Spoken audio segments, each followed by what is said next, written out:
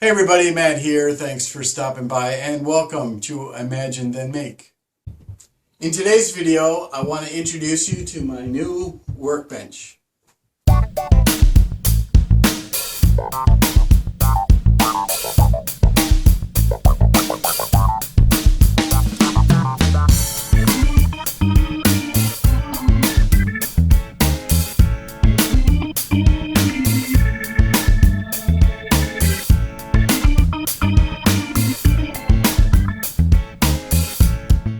All right, now I'd like to give you a little walk around tour of the bench. We're facing the vise, so I call this the front. As we move around the left side of the bench, you'll see that the stationary portion of the vise is flush with the front section of the bench. Likewise, the left side of the top section, and the top section is what holds the vise. The left side of the top section is flush with the left side of the bench. As we walk around to the back, you'll notice that the top section overhangs the sides. And I did that deliberately to give me a different kind of clamping surface if one was needed or wanted. Now at the back of the bench, you'll see two leveling feet, one there and one there. And the leveling feet are used to take any rock out of the bench should it be sitting on an uneven section of the floor. You can also see 3 concrete blocks installed. Each block weighs a little over 29 pounds. The blocks are sitting on these two 2x6s that span the distance between the two sides. And I think you can see that there's plenty of room to add more concrete blocks if I needed to or wanted to. Now on this side, you can also see the lag screws. These 3 lag screws are used to hold this side section to the front section. And then there are also 2 lag screws, which are a little hard to see, but there's one there and one there that are used to hold the top section to the side. And then as we go around the back,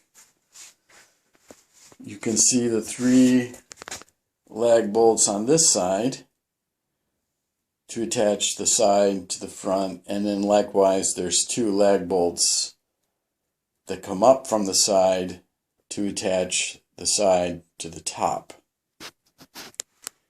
As we go around the bench, this is the right side of the bench, I would describe it as. You can once again see that the stationary part of the vise is flush with the front section.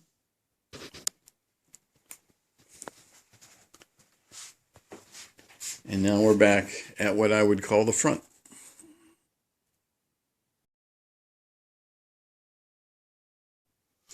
All right, now it's time to test this new workbench. I've got it fully assembled. Leveling feet have been adjusted. 3 concrete blocks are installed in the base. So what I'm going to do is the same kind of test you saw me do with the workmate when I had 3 concrete blocks in the base of that. I'm going to clamp in a piece of scrap 2x4, do some hand planing. I'm also going to do some cross cutting and rip cutting with the pole saw. And then I'll clamp in this piece of formed steel and cut it with the same hacksaw using the same blade that I did with the workmate tests.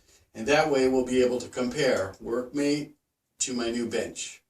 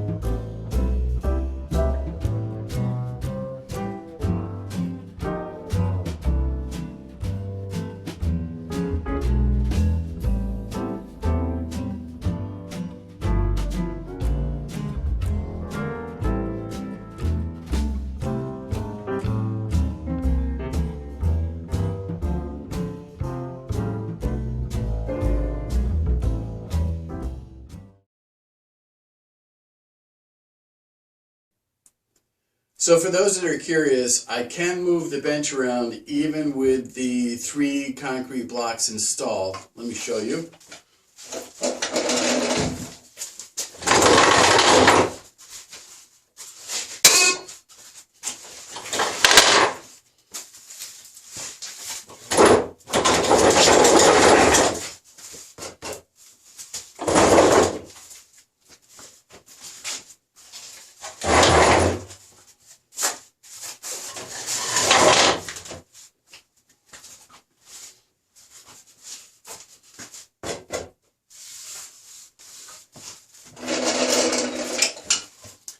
So you can see I can move it. It's a little bit heavy, but I can still move it.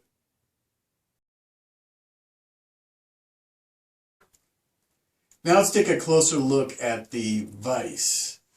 The vise is made from 2 pipe clamps. I happen to be using 1/2-inch black NPT pipe. And the fittings for the clamps I got from Harbor Freight. They were really inexpensive. So in order to adjust the position of the front chock for the vise, if I lift up on this little, then I can slide the pipe out. I would normally do it from that side of the bench, but I don't want to get in the way of the camera. And let's say I wanted to clamp in a piece of 2x4. I could take the 2x4, and now that it fits in between the vise, I can tighten the screws here and hold the piece in pretty firmly. Now if I want to clamp, let's say, the piece like this, first thing I would do is move this in, so I can just tap it with the palm of my hand. I went a little bit too far on this side. Okay, so now it goes in. And if I just tighten the screw enough so that the board won't fall out, I'll get this piece. And this is basically another 2x4 with just a simple piece of wood nailed on like a hat. So I'll put that in this side of the vise. That way I can really tighten down this screw and not see the vise rack that way. And I can tighten this down, and now it's very secure. Now if I was to clamp the piece in the other way, I could turn this way.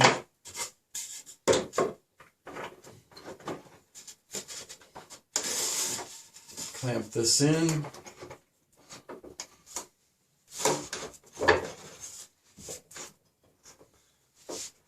And once again, it's held in very firmly.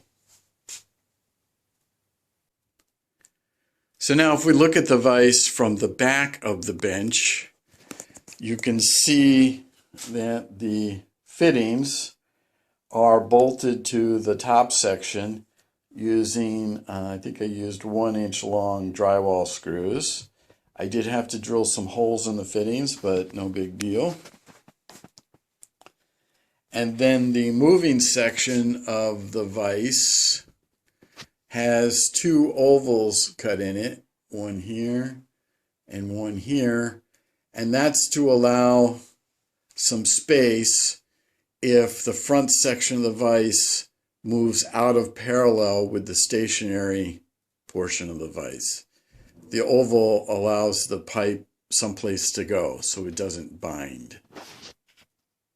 So looking at the front of the bench once again and focusing on the front of the vise, you'll see that there's two 1-inch long drywall screws that are holding the fitting to the vise jaw. Because the oval is cut in the jaw, there's no real room to put a third or a fourth screw. And of course I didn't realize that until I had already drilled an extra hole. But no big deal.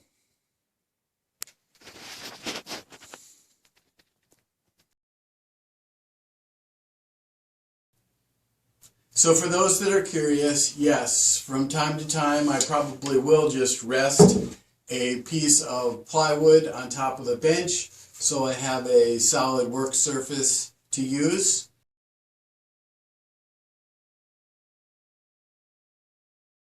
And just as a fun fact, this is the same exact piece of plywood you saw me use as an extension table for the Black & Decker workmate.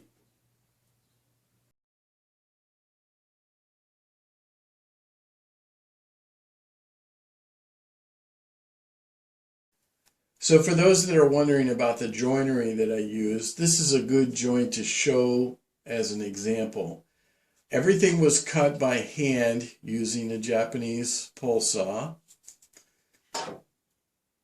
I'm not really sure what the name of this joint should be, but I'm going to call it a notched half-lap joint, where I cut a notch out in this piece and then cut a corresponding notch in the mating piece, put glue on all three mating surfaces, sandwiched the piece together, and then used a drywall screw to clamp the two pieces together while the glue dried.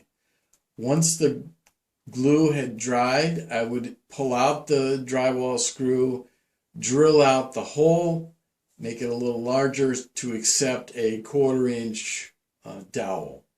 That way, all of the 4 sections that make up the bench, there's no metal fasteners in any of the joints. The only metal that's on this bench is the metal that makes up the vise and then the lag screws that hold the sections together.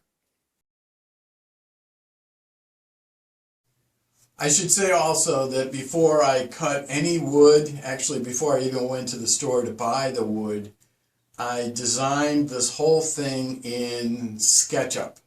And actually I was using SketchUP MAKE 2017, which is the last downloadable version of SketchUp that was free.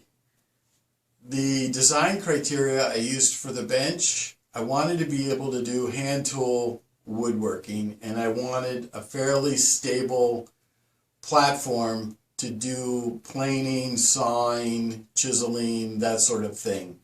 If you follow my channel at all, you've seen me somewhat struggle using my Black & Decker workmate to do that kind of hand tool woodworking. So after some frustration trying to make it happen with the workmate, I just decided to try and design my own small bench. I think the footprint of this bench is a little bit larger than the workmate, but not too much. The top surface is a lot larger than the workmate, and I believe it's pretty stable, again, with the concrete blocks, just like the workmate was made more stable with the concrete blocks. The big difference between this bench and the workmate is that the top surface is a lot larger, and because there's no solid top, there's all kinds of clamping opportunities, which I didn't really have with the workmate. And there's also a lot less wobble. In the workmate, you've seen me describe and show in several videos now where there's play in the pivot points of the workmate, and that allows for some give. Well, I wanted this bench to have as little give as possible. Another one of the design criteria that I set for myself is I wanted this bench to be somewhat portable. Put that in quotation marks. So what I wound up settling for is building the bench out of 4 sections. There's a top section, a front section, and then 2 identical side sections. And everything is held together with 3.5-inch long 3/8 lag bolts. There's 3 on each side that attach the side to the front, and then there's 2 that go up from each side to attach the top to the side. So far it seems pretty rigid. So if I wanted to take this apart, put it in my car and drive it to someplace else, or maybe even move it outside, I could easily take this apart and then reassemble it in a different location. That was one of my design criteria.